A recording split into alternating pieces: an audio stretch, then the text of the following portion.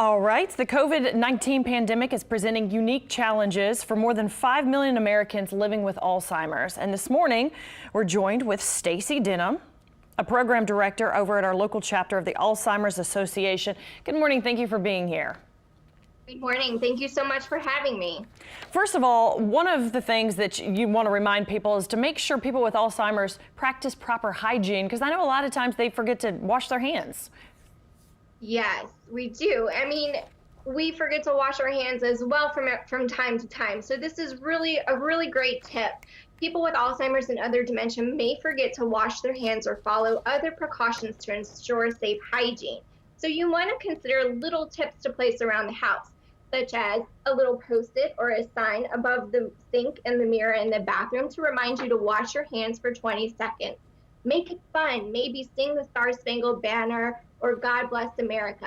You might need to demonstrate thorough hand washing and how to wash your hands. And always remember hand sanitizer. When you're in a bind, this is the go-to hand sanitizer tip. Awesome. Yeah, the little post-its, that's a great idea. Okay, so next, just keep in mind that support options may change just because, a lot of people working from home, a lot of companies shut down. So what do you think about that? Absolutely. You have to anticipate and prepare.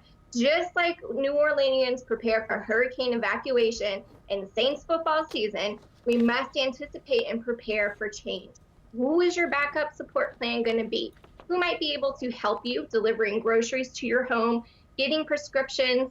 Consider telehealth visits with your primary care physician or specialist instead of going to the clinic or the hospital. You want to anticipate and understand that less help and support may be available across the state.